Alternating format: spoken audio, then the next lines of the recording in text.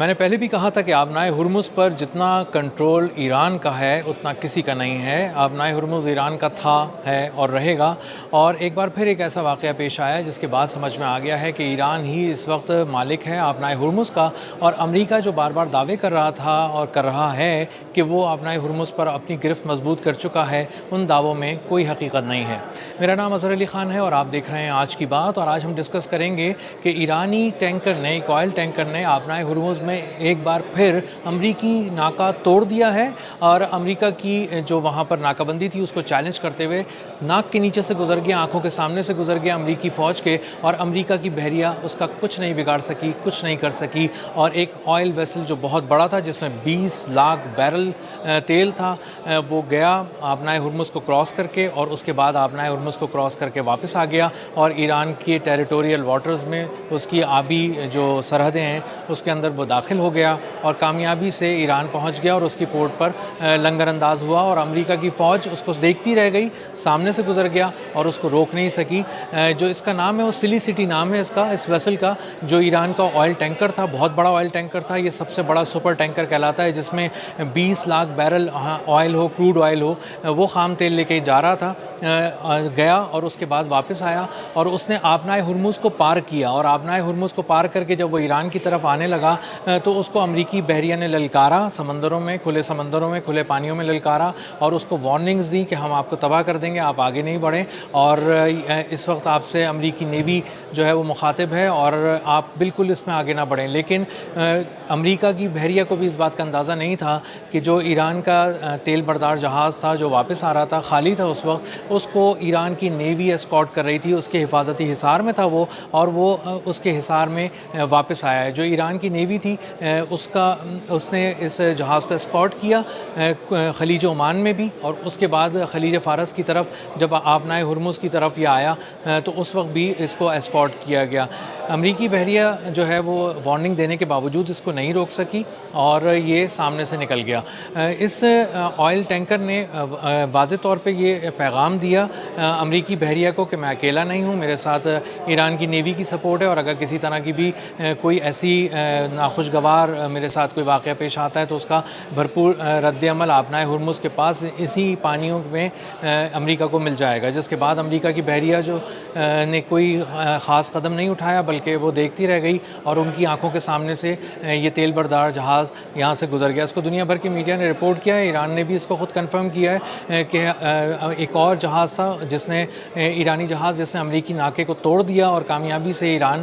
واپس پہنچ گیا۔ اس سے دو تین باتیں بالکل اچھی طرح ثابت ہو جاتی ہیں اس واقعے سے۔ پہلی بات کہ ٹرمپ جو یہ کہتے تھے کہ انہوں نے ایران کی بحریہ کو مکمل تباہ کر دیا ہے اور اس کی صلاحیت تمام چھین لی ہے کہ وہ آبنائے ہرمز کی حفاظت کر سکے، خلیج فارس کی حفاظت کر سکے، اور امریکی بحریہ کو چیلنج کر سکے۔ یہ تینوں باتیں جو ہیں وہ یہ دعوے جو تھے، یہ دعوے ایک دم جھوٹ ثابت ہوئے۔ اس کے ساتھ ساتھ یہ بات بھی کنفرم ہو گئی کہ آبنائے ہرمز پہ جو کنٹرول ہے وہ اب بھی ایران کا ہے، اور اس کی گرفت آبنائے ہرمز پر بہت زیادہ مضبوط ہے۔ اسی کے ساتھ یہ دعویٰ بھی امریکہ کا اس وقت ڈھہ گیا کہ وہ اس وقت ناکہ بندی مکمل طور پہ کر رہا ہے، اور اس کی اجازت کے بغیر آبنائے ہرمز میں نہ کوئی داخل ہو سکتا ہے اور نہ کوئی یہاں سے گزر سکتا ہے۔ ایران پہلے بھی یہ بات بتا چکا ہے اور بہت واشگاف الفاظ میں بتا چکا ہے کہ جس کو بھی آبنائے ہرمز کراس کرنا ہے، کسی طرح کی تجارت کرنی ہے، چاہے وہ آئل ویسل ہو یا تجارتی جہاز ہو، کسی طرح کا بھی کارگو لے کر جا رہا ہو، اس کو اپنی ڈیٹیلز ایران کے پاسداران انقلاب کے ساتھ شیئر کرنی پڑیں گی، اور اس کو اپنی تمام تفصیل دینے کے بعد ان سے ایک کوڈ لینا پڑے گا۔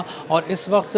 کسٹوڈین وہی ہیں آبنائے ہرمز کے، پاسداران انقلاب، اور انہی کی اجازت سے کسی طرح کی بھی سامان کی ترسیل آر یا پار ہو سکتی ہے آبنائے ہرمز کے۔ اور ایران بار بار اس بات کو کہہ رہا تھا کہ جو جہاز یہاں پہ آ رہے ہیں اور گزرنا چاہتے ہیں یہاں سے آبنائے ہرمز سے، ان کو پہلے اپنے پوری جو جہاز کی تفصیل، ملکیت، کس ملک کا جہاز ہے، اس پہ کتنا اسٹاف ہے، اسٹاف کی تفصیل کیا کیا ہے، اس پہ کون سا کارگو ہے، کارگو کی نوعیت کیا ہے اور اس کی تفصیل کیا ہے، ان تمام تفصیلات کو دینے کے بعد ایرانی پاسداران انقلاب ایک کوڈ دیں گے اس جہاز کو، اور وہ کوڈ استعمال کرتے ہوئے وہ مستقل ایرانی بحریہ کے ساتھ رابطے میں رہے گا وہ جہاز، وہ تجارتی جہاز، اور اس کے بعد اس کو باحفاظت ایرانی بندرگاہوں کے قریب سے گزار کر آبنائے ہرمز کو پار کرایا جائے گا۔ اور اس پر پہلے بھی عمل ہو رہا تھا، اور ایران اب بھی کلیم کر رہا ہے کہ اب بھی تجارتی جو بھی جہاز ہیں وہ آبنائے ہرمز سے اگر پار کر رہے ہیں تو وہ اسی کی اجازت سے کر رہے ہیں، اور کی اجازت سے کر رہے ہیں۔ اسی کے ساتھ ساتھ یہ بھی کہا گیا تھا کہ پیٹرو ڈالر پہ ایک بہت زوردار جھٹکا لگے گا اور پیٹرو ڈالر اب خلیج فارس میں ہی ڈوب جائے گا، کیونکہ ایران اور چین مل کر جو پیٹرو یوان ہے اس میں پیمنٹس لے رہے ہیں۔ چائنیز کرنسی ہے یوان، تیل کی تجارت اب یوان میں کی جا رہی ہے، یا پھر ڈیجیٹل پیمنٹس کو یقینی بنایا جا رہا ہے ایران کی جانب سے تاکہ ڈالر سے بچا جا سکے اور ڈالر کی جو ایک اجارہ داری ہے تیل کی دنیا پر، خام تیل خریداری کی دنیا پر، اس کو توڑا جا سکے۔ اور یہ خاصی حد تک کامیابی سے ایران کے جو حکام ہیں وہ بتاتے ہیں کہ کافی کامیابی سے یہ مرحلہ انہوں نے طے کر لیا ہے، اور اب ڈیجیٹل پیمنٹس بھی وہ ریسیو کر رہے ہیں اور اسی کے ساتھ ساتھ چائنیز کرنسی بھی لے رہے ہیں۔ اسی کے ساتھ ساتھ میں آپ کو بتاؤں کہ یہ اس حد تک گرفت ایران کی مضبوط ہو چکی ہے آبنائے ہرمز پر کہ بھارت جیسا ملک بھی در پردہ ابھی تک اس نے اس بات کو تسلیم نہیں کیا ہے اور کوئی اور بھی اس کو تسلیم نہیں کر رہا، لیکن انٹرنیشنل میڈیا کی رپورٹس ہیں کہ بھارت خود بھی چائنیز کرنسی میں پیمنٹ کر رہا ہے اور ڈالر میں پیمنٹ نہیں کر رہا ہے خام تیل کے لیے، اور اس کے لیے کہ اس کے تجارتی جہاز جو ہیں وہ آبنائے ہرمز پار کریں۔ اور جب وہ پیمنٹ کو یقینی بناتا ہے اس وقت ایران کی جانب سے اس کو ایک گرین سگنل دیا جاتا ہے کہ اس کے جہاز جو ہیں، اس کے کارگو ویسلز جو ہیں وہ آبنائے ہرمز پار کریں اور انڈین ڈیسٹینیشنز کی طرف جس پورٹ پر بھی وہ جا رہے ہیں اس طرف چلے جائیں۔ تو آبنائے ہرمز پہ ایران نے ایک بار پھر اپنا کنٹرول کر کے دکھایا ہے، مکمل طور پہ واضح طور پہ دکھایا ہے، اور یہ بتایا ہے کہ آبنائے ہرمز ایران ہی کا تھا، ایران کا ہے، ایران کا رہے گا۔ اور امریکی بحریہ کو جو چیلنج دیا تھا ایران نے کہ آپ آبنائے ہرمز کے قریب تو آ سکتے ہیں لیکن وہاں پہ ناکہ بندی نہیں کر سکتے، اور ایک حد کے بعد ہم اس کو اپنے اوپر ایک طرح کا حملہ سمجھیں گے اور ہم پھر آپ کو جواب دیں گے، اور ایرانی بحریہ اسی طرح کے کسی حملے سے احتیاطاً بچنے کے لیے کسی طرح کی بھی ایسی کوئی کشیدگی نہیں پیدا کر رہی جان بوجھ کر جو فل سکیل وار کی طرف چلی جائے، ایک بھرپور جنگ کی طرف چلی جائے، اور ایران اس کو ایک مکمل جنگ کے طور پہ لے اور اس کے بعد ایک ایسا حملہ کرے یا مختلف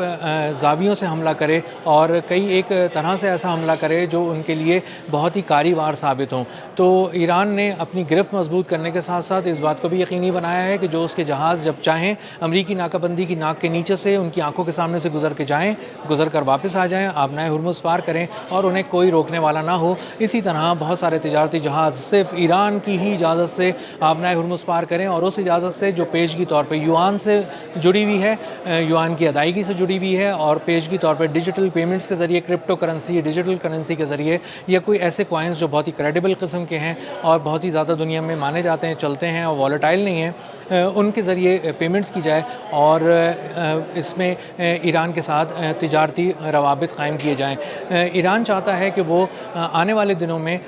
جب اس سے آبنائے ہرمز سے ایک ٹرانزٹ فی چارج کرے جو فی جہاز $20 لاکھ تک لی جا رہی ہے، تو اس سے ایران یہ اسٹیمیٹ کر رہا ہے، یہ اس کی پروجیکشنز ہیں کہ تقریباً $80 ارب سالانہ وہ اس سے کما سکے گا، اور اس کے بعد ایک ریونیو کی ایسی سٹریم، ایک ایسا راستہ کھل جائے گا جو ایران کی جو معیشت ہے جو بہت عرصے سے پابندیوں کی وجہ سے دباؤ کا شکار ہے، وہ اب باہر نکل سکے گی ان پابندیوں کی مشکلات سے، اور تازہ ہوا میں اس کی معیشت سانس لے سکے گی، ابھر سکے گی اور آگے بڑھ سکے گی۔ ملتے ہیں اگلی ولاگ میں کسی نئے خبر، نئے تجزیے اور نئے زاویے کے ساتھ۔ اللہ حافظ۔